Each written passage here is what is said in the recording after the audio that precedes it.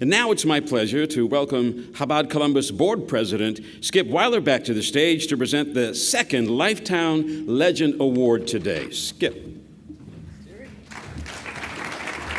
I'm good on that. Before I get started, I do have a proclamation recognizing the honorees today, and so I'll leave that up for you guys, so congratulations. But I'm here today to introduce Mike Schiff. Everybody loves Mike.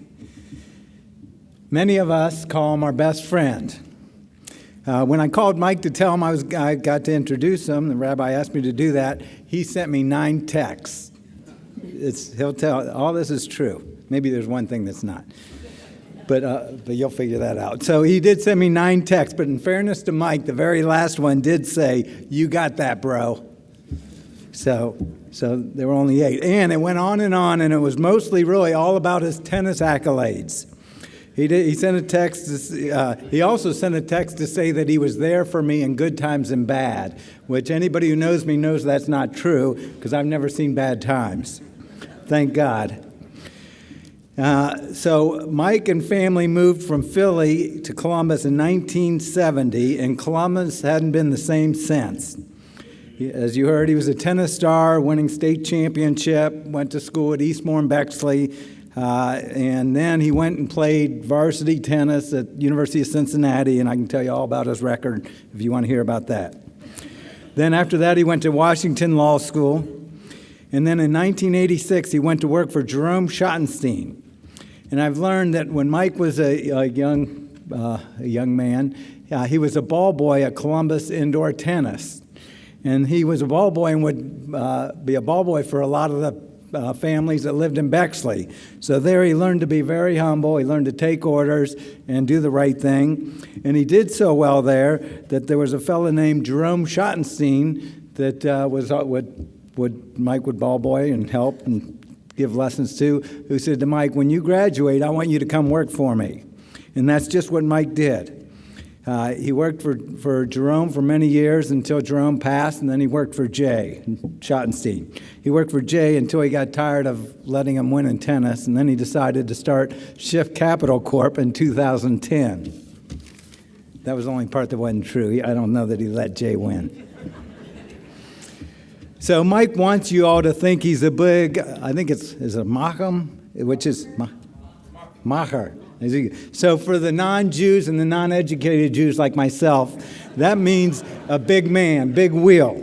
So he wants everyone to think that, and he tries to act like that, but that's not Mike. He's not a big man. He's not a big business wheeler or dealer, not at all. That's not Mike Schiff. Mike's one of the biggest softies I know. He's warm, caring, thoughtful, empathetic, supportive, loving man. He wants to help those in need. That's really why he helps Lifetown. He helps the disadvantaged kids. That's what Mike's about. He helps so many people, but very few people know that. And it's because he's so humble. He's humble and caring. He cares about everybody, especially the underprivileged. He's one of the largest supporters for many, many years of the United Negro College Fund. He's been a Big Brother, Big Brother in the Big Brother, Big Sister program, a supporter for many years of time and money. He sent a class of underprivileged kids to New York City to play, which was all his idea and all on his dime. He's also a huge supporter of the rabbi and the Chabad House and Lifetown and all the programs they're doing since its inception. And he helps not only with money, which we really appreciate that, but he also helps with his time and his passion and his connections. And so without further ado, one of my best friends, one of the biggest-hearted persons I know, a man I love dearly, Mike Schiff.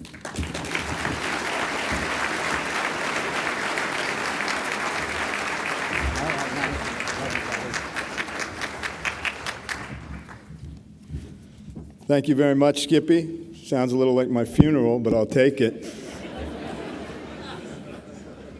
I guess the old saying is true that the older I get, the better I was. But I've known Skip for 40-some years, and I'm proud to call you, Skip, one of my great friends. Rabbi Kaltman, thank you so much for all your hard work preparing for today. I do want to make it clear now, it's May 30th. We're here at the luncheon. Now maybe we can all get some sleep. Thanks also for using my bar mitzvah picture in the program. And thank you seriously for all that you and Esther do and your kids and your family. It's amazing how much ground, when I say we can all get some sleep, I don't think Aryeh is going to be sleeping much because he's busy all the time doing good deeds. Ron Greenbaum, the basement doctor. I've been thinking, and your business is amazing. You help people in times of need. You make them feel safe, secure, and happier, at least until the bill comes in the mail. Seriously, Ron, at least you do use all those proceeds to do a lot of philanthropy. And we thank you for that very much, and we're lucky to have you in this community, and I'm honored to be honored with you here today. Gordon Gray, we met under very tough, unfortunate circumstances, but we've become great friends. Thanks for traveling all the way from LA for 24 hours to be here and speak today. Very much appreciated.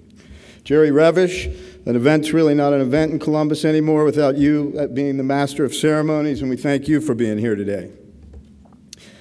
So about 10 years ago, my good friends David and Jenny Belford, who were the founders of Flying Horse Farms Camp, which I think a lot of you are familiar with, in Mount Gilead, they had a small donors reception at the camp. And it was a beautiful day. There were like 20 of us there. And to our surprise, when we got there that day, the guest was none other than the Paul Newman. Paul Newman was there. Because Paul was the founder of the Hole in the Wall gang camps, which Flying Horse Farms is a part of. So, Paul was very passionate. Of course, he was, as cool as could be, as you would expect. But he was also very intense about when he talked to us. And it resonated with me, and I will always remember when he said, sometimes all I can think about is how these kids get so damn unlucky. I've always remembered that. So on my first visit to Lifetime after that, I thought I was going to feel the same way. But once I got there, I didn't feel that way at all. The kids were having a blast. I saw how great it is for their self-esteem, their feeling of accomplishment, and they were so happy. Not only did I see how special these kids are, but I left feeling so good that they actually felt lucky. They felt lucky to be there, and that's why Lifetown is so important. I think one of the most important things I try to teach my kids is about being a great friend. To me, that means, as Skip mentioned, being happy for your friends when great things happen. It's easy for all of us to be there for our friends when they're down, and that's very important too. But it's even more significant in my mind when good things happen that you're happy for your friends. That's just so important, and it means so much. So I didn't really want to be honored here today, but of course I lost out to Rabbi Kaltman's persistence. And I got to say, I feel so good seeing so many friends and people happy for me. To name a few, I have my wife, 2 of my 4 kids. My girls may be here. They had exams, and they're going to come. They probably didn't want to walk through the crowd. But they support me in all I do, and I thank you all, and I appreciate it very much. I have my siblings here, Scott, Todd, and Lisa. Lisa, who came in from New Jersey. Say that fast because I don't want to cry about my sister coming all that way. I appreciate it.